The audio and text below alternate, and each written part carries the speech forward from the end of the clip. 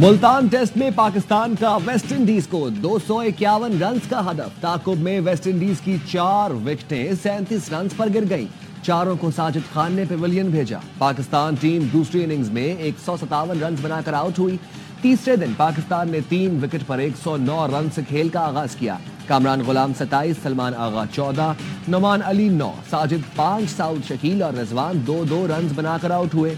جمیل والکین کی career best bowling 7 وکٹیں حاصل کی. تمام میچز دیکھیے اسپورٹس پر براہ راست.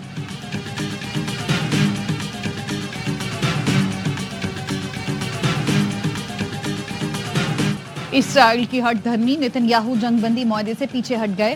اسرائیلی فوج کو جنگ بندی معاہدے پر عمل درآمد سے روک دیا. جنگ بندی پر یرغمالیوں کی فہرست سے مشروط کر دی.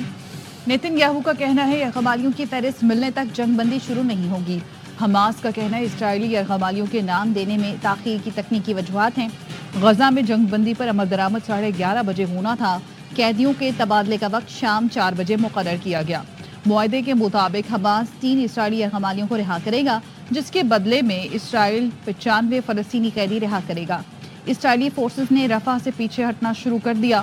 جنگ بندی کے مخالف انتہا پسند صہیونی وزیر بن گوئر مستعفی. نیتن یاہو کی پھر جنگ مسلط کرنے کی دھمکی. خطاب میں کہا حماس نے معاہدے پر عمل نہ کیا تو اسرائیل دوبارہ جنگ کا حق رکھتا ہے. دوبارہ جنگ چھڑی تو ہم نئے طریقوں اور بڑی طاقت کے ساتھ لڑیں گے. جب تک یرغمالیوں کی فہرست نہیں ملتی معاہدے پر آگے نہیں بڑھ سکتے. نیتن یاہو نے کہا نومنتخب امریکی صدر ڈونلڈ ٹرمپ نے بھی دوبارہ لڑنے کا اسرائیل کا حق تسلیم کیا ہے. ہم نے مشرق وسطیٰ کا چہرہ بدل دیا، حماس کو شکست خوردہ اور تنہا کر دیا. یمن میں حوثیوں کو جواب دیا اور ایران کے خلاف براہ راست کارروائی کی. حماس کی فوجی اور حکومتی صلاحیتوں کو ختم کرنے کی کوشش جاری رکھیں گے. جنگ بندی کے آغاز سے پہلے اسرائیل کی غزہ پر وحشیانہ بمباری. گزشتہ 3 روز میں 33 بچوں سمیت 122 فلسطینی شہید ہو گئے.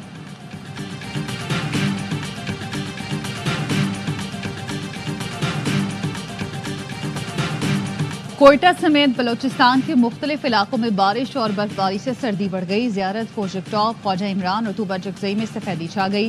زیارت میں رات سے اب تک 3 انچ برف پڑ چکی. مستونگ میں لکپاس کے مقام پر بھی ہلکی برفباری ریکارڈ. چمن، قلعہ عبداللہ اور پشین کے بالائی علاقوں میں بھی برفباری. کوئٹہ چمن شاہراہ پروجیکٹ ٹاپ پر سڑکوں سے برف ہٹانے کا کام جاری. واشک، گوادر اور جیونی سمیت کئی علاقوں میں بادل بھی برسے. کراچی میں ٹھنڈی ہوائیں. کم سے کم درجہ حرارت 8 ڈگری سینٹی گریڈ ریکارڈ کیا گیا. محکمہ موسمیات کے خیبر پختونخوا، گلگت بلتستان، کشمیر، مری اور گلیات میں بارش اور برفباری کی پیش گوئی. پنجاب میں دھند کے باعث موٹر وے مختلف مقامات سے بند کرنا پڑی.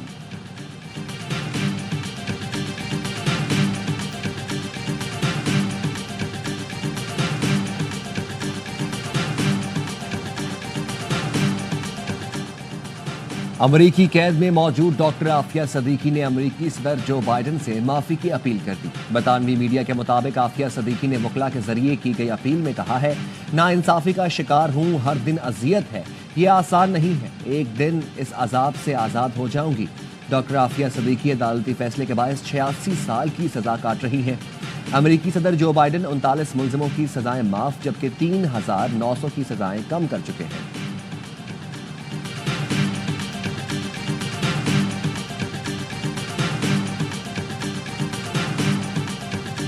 موریتانیہ کشتی حادثے میں پاکستانیوں کی ہلاکت. ایف آئی اے نے انسانی اسمگلنگ کے 3 مقدمات گجرات میں درج کر لیے. ایف آئی اے ذرائع کا کہنا ہے انسانی اسمگلنگ میں ملوث ایجنٹوں نے سینیگال کا راستہ اختیار کیا. گجرات کے گاؤں دریا گھٹانا کے 2 ایجنٹ فرار ہو گئے. کشتی حادثے میں جاں بحق 2 سگے بھائیوں سمیت 4 افراد کا تعلق حالیہ سے، جبکہ 12 نوجوان گجرات کے رہائشی تھے.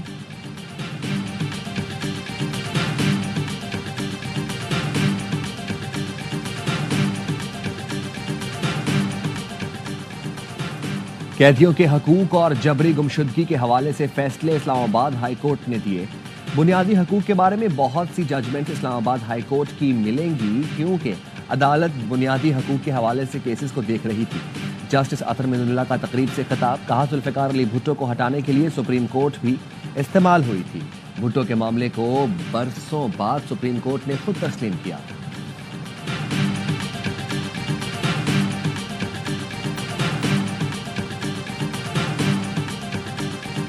بانی پی ٹی آئی کی سزا پر خوشیاں منانے والے جلد پچھتائیں گے.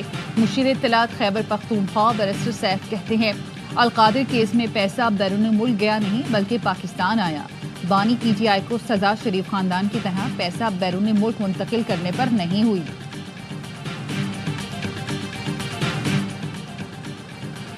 دو تین دروازوں سے مذاکرات نہیں چلا کرتے. اب چھوٹے چھوٹے دروازوں، کھڑکیوں اور روشندانوں میں جھانکنے کا کوئی فائدہ نہیں. حکومتی مذاکراتی کمیٹی کے ترجمان عرفان صدیقی کا بیان. کہا آرمی چیف سے بیرسٹر گوہر کی ملاقات کی تفصیلات اور مکالموں کا علم ہے. بیرسٹر گوہر نے اسے بیک ڈور پروسیس کا نام دیا. انہوں نے کہا بیک ڈور پروسیس بھی چلے گا اور فرنٹ ڈور بھی. 8 فروری کو تو ہم ضرور بنائیں گے کیونکہ 8 فروری تو ہمارے ساتھ جو ہمارا مینڈیٹ ہم سے زبردستی چھینا گیا ہے یہ تو پاکستان کی تاریخ کا بدترین دنوں میں شمار ہوتا ہے. یہ تو ہم بلیک ڈے ضرور منائیں گے کیونکہ یہ بلیک ڈے ہے. بانی پی ٹی آئی کی ہدایت پر 8 فروری کو یوم سیام منانے کا اعلان. سابق اسپیکر اسد کیسر کہتے ہیں 8 فروری کو عوامی مینڈیٹ پر ڈاکہ ڈالا گیا تھا. پی ٹی آئی یوم سیام منائے گی. ہم اپنے تحفظات کو پیچھے رکھ کر ملک کے لیے مذاکرات میں بیٹھے ہیں. پی ٹی آئی کی اس بار احتجاجی حکمت عملی مختلف ہوگی.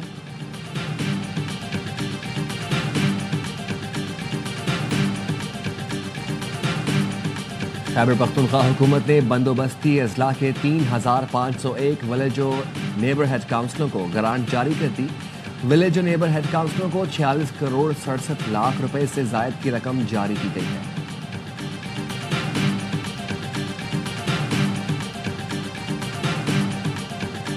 چیچا وطنی بورے والا روڈ پر بس اور ٹرالی میں تصادم. 3 افراد جاں بحق، 2 زخمی ہو گئے.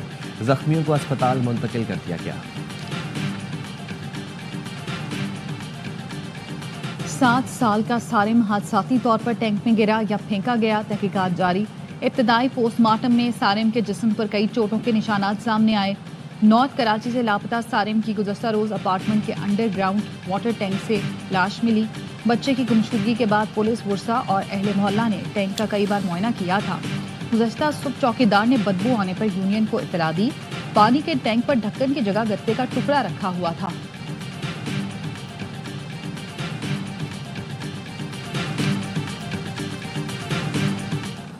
بھائی کو لا دو نا انکل کوئی بھی نہیں لگا.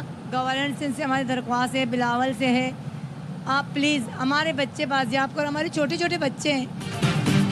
5 روز گزر گئے. کراچی پولیس گارڈن ویسٹ سے اغوا 2 بچوں کا سراغ لگانے میں ناکام. اہل خانہ غم سے نڈھال. 4 سالہ عالیان اور 6 سالہ علی رضا گھر کے باہر کھیل رہے تھے. نامعلوم مرد اور خاتون بچوں کو موٹر سائیکل پر اغوا کر کے لے گئے. واردات کی CCTV فوٹیج بھی موجود. پولیس کی بچوں کو جلد بازیاب کرانے کی یقین دہانی.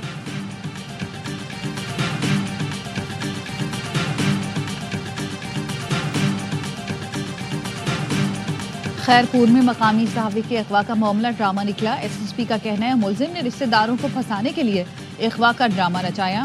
مقامی صحافی اور اس کے 2 ساتھیوں پر مقدمہ درج کر لیا گیا.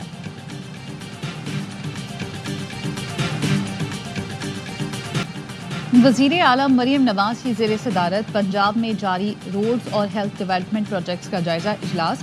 مریم نواز کی تمام مراکز صحت کی تعمیر و بحالی کا پہلا فیز 30 جون تک مکمل کرنے کی ہدایت. کہا پنجاب میں رابطہ سڑکوں کی بحالی اور تعمیر و مرمت سے لاکھوں شہری مستفید ہوں گے. کھیت تا منڈی سڑک کی تعمیر سے معاشی سرگرمیاں بڑھیں گی. پہلی مرتبہ دیہات کے عوام کو شہروں کے اعلیٰ پرائیویٹ کلینکس کا ماحول ملے گا.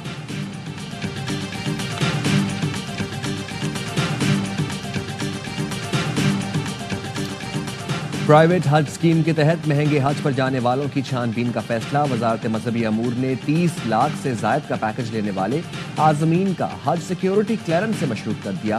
نام FBR کو بھجوائے جائیں گے. FBR متعلقہ عازمین کے اثاثوں اور ٹیکس کی چھان بین کرے گا.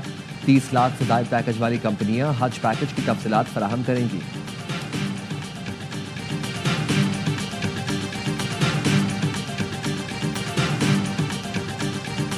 کراچی میں پھر کرونا کے کیس رپورٹ ہونا شروع. ڈاکٹرز کا کہنا ہے نزلہ کھانسی کے 30% مریضوں میں کرونا کی تصدیق ہوئی.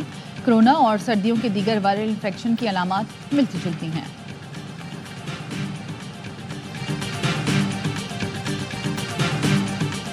نومنتخب امریکی صدر ڈونلڈ ٹرمپ کل عہدے کا حلف اٹھائیں گے۔ ٹرمپ اہلیہ کے ساتھ واشنگٹن پہنچ گئے، آج رات خطاب کریں گے۔ واشنگٹن روانگی سے قبل ورجینیا میں ٹرمپ کے اعزاز میں شاندار آتش بازی کی گئی۔ ٹرمپ انتظامیہ کی پہلے دن ہی غیر قانونی تارکین وطن کے خلاف بڑے آپریشن کی تیاریاں۔ بارڈرزار ٹام ہومن کہتے ہیں کوئی خود سے واپس چلا گیا تو ٹھیک ہے، ورنہ ڈھونڈ کر باہر نکالیں گے۔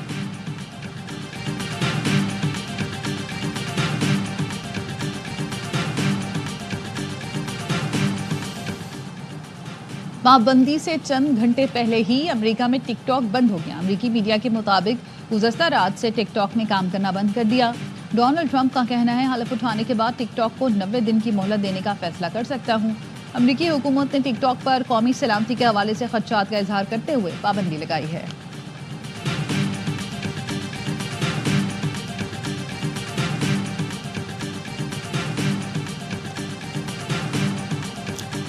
جنوبی کوریا میں معطل صدر کی حراست میں توسیع پر حامیوں نے عدالت پر دھاوا بول دیا۔ مشتعل حامیوں نے عدالت کی بلڈنگ کے دروازوں اور کھڑکیوں کو توڑا اور فرنیچر کو بھی نقصان پہنچایا۔ پولیس نے عدالت پر حملے کے الزام میں 46 افراد کو گرفتار کر لیا۔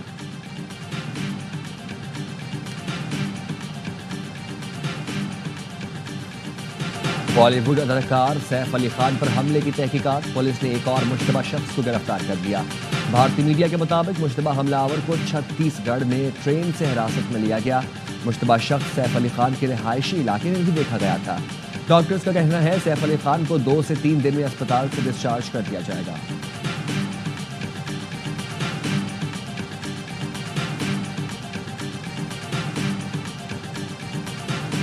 کراچی ایکسپو میں میرا برانڈ پاکستان نمائش، 400 سے زائد پاکستانی مصنوعات کے سٹالز۔ نمائش کے دوران فروخت ہونے والی مصنوعات پر منافع اہل غزہ کو دیا جائے گا۔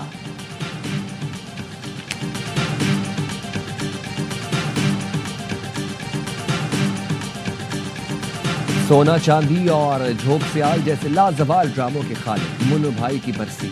1950 میں صحافت سے کیریئر کا آغاز کرنے والے منو بھائی نے شاعری، ڈرامہ نگاری اور کالم نگاری میں اپنے فن کا لوہا منوایا۔